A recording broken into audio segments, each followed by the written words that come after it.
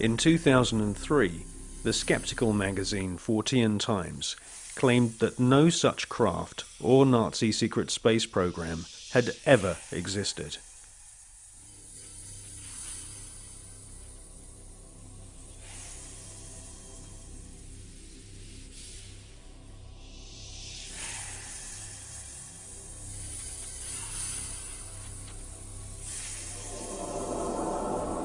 But we have been given patents from leading German manufacturing companies, including Juha, Krups and BMW, which prove beyond all reasonable doubt that Hitler considered the Nazi secret space program a top priority. And more than 15 billion Deutschmarks were spent developing craft of all shapes and sizes. Secret memos from SS officers revealed that Werner von Braun and Hitler both believed that there were alien civilizations in the universe, and it was their intention to not only conquer all nations on planet Earth, but to also colonize the Moon.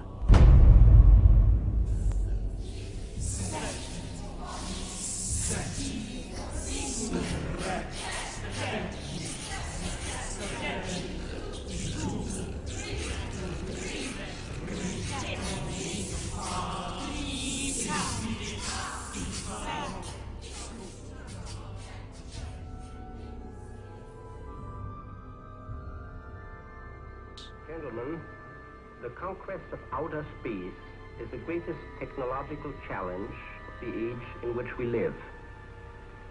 The first decisive step in the conquest of space will be the placing of an object into an orbit wherein it will indefinitely circle the Earth. 1954. Sputnik 1 shocks the world and puts the USSR way ahead in the Cold War. Sputnik 2 takes a dog into space, the first living creature to leave the face of planet Earth. Russia then shocks the world by sending an unmanned probe to the Moon. Meanwhile, the US Army planned Project Horizon, a plan to colonize the Moon with Americans. This plan was soon abandoned when the true nature of the hostile environment of outer space was discovered by American and Russian scientists.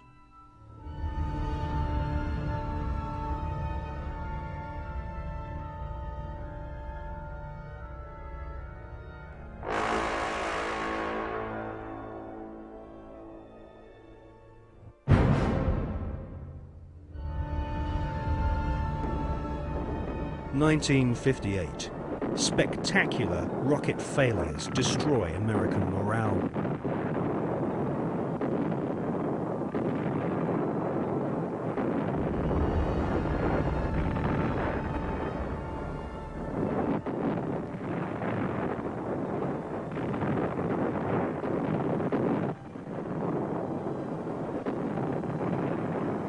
The Explorer 1 space probe confirms planet Earth is surrounded by dangerous radiation. Radiation so powerful that it could cause nausea and cancer. The Van Allen radiation belts and solar particles from the Sun are extremely hazardous to humans. Space is also full of micrometeorites which can rip through spacesuits and metal in the blink of an eye. Meanwhile, Russia celebrate getting the first man into space, Mr. Yuri Gagarin.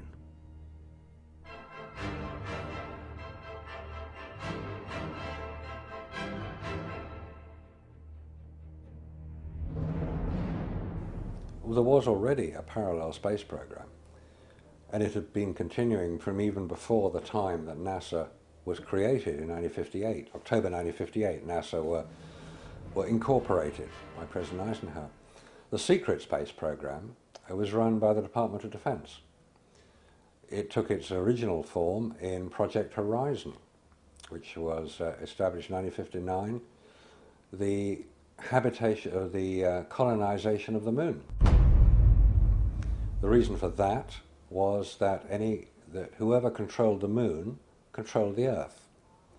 If you could launch rockets from the moon onto your enemies on Earth, they couldn't possibly retaliate, therefore you had the upper hand. There was a serious attempt, certainly a serious investigation, to put man on the moon and keep him there.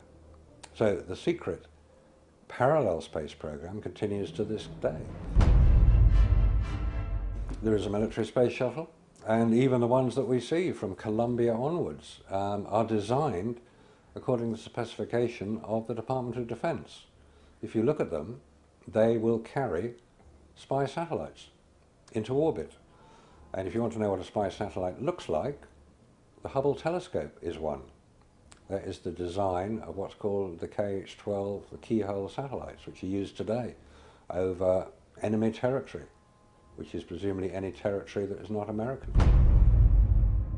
Regardless of the dangers of radiation, and without having spacesuits nor spacecraft which can protect the occupants from radiation, NASA convinced the American people to pay $40 billion for the space program.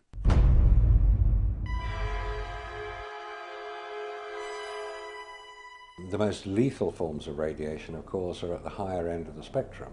That's gamma rays and X-rays.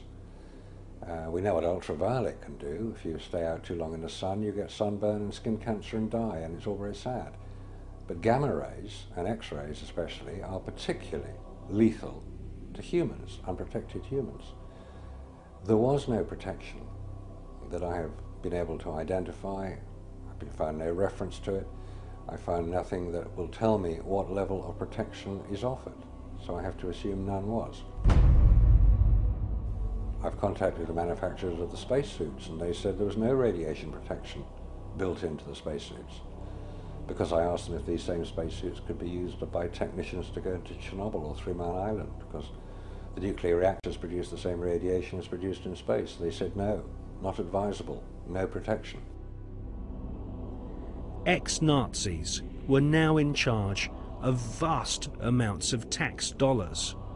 In today's value, the Nazis at the heart of the NASA space program were given more than $600 billion.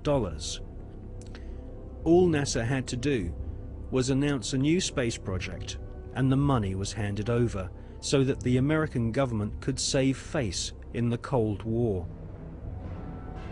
Alan Shepard and John Glenn were blasted into space using equipment which was still in the prototype stage.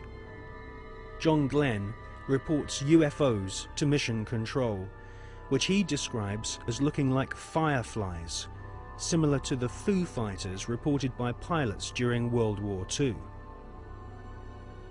Werner von Braun and Hermann Oberth were later to confess that they both believe alien life forms exist and may have already visited planet Earth in the past. NASA soon learned that we are not alone in the universe.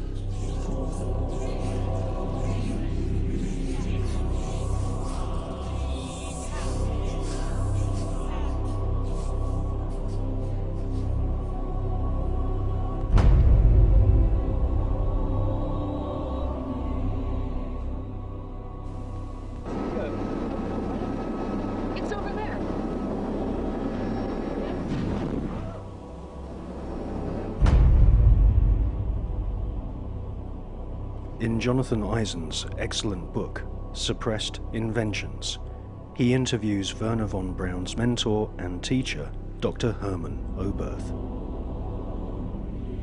Dr. Oberth makes it quite clear that he has studied the aeronautic performance of UFOs.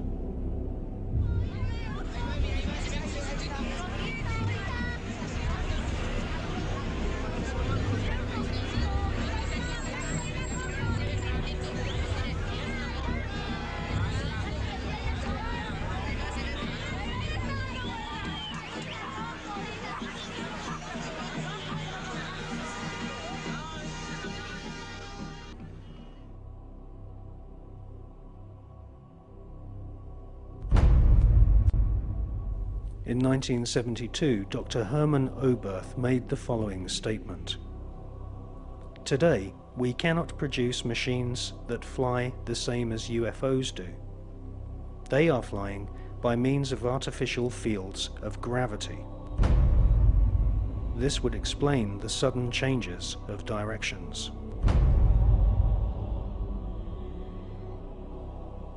This hypothesis would also explain the piling up of these disks into a cylindrical or cigar-shaped mothership upon leaving the Earth.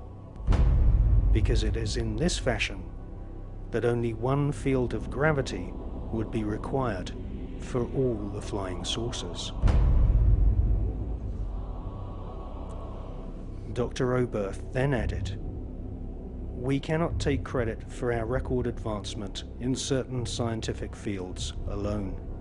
We have been helped, and we have been helped by the people of other worlds."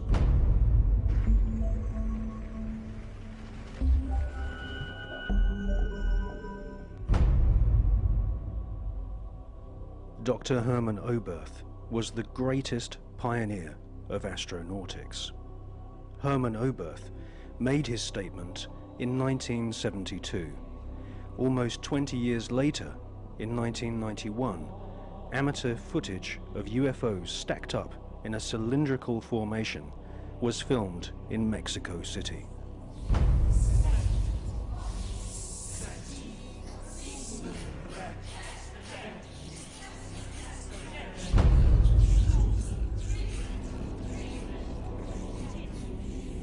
It's a monopoly that is being conducted through science about the possibilities of finding life in a different planet or satellite in the space. We have many other reasons to believe that NASA has been lying in every respect. It's very difficult to know if the politicians know the real truth or not. We know that there is government inside the government.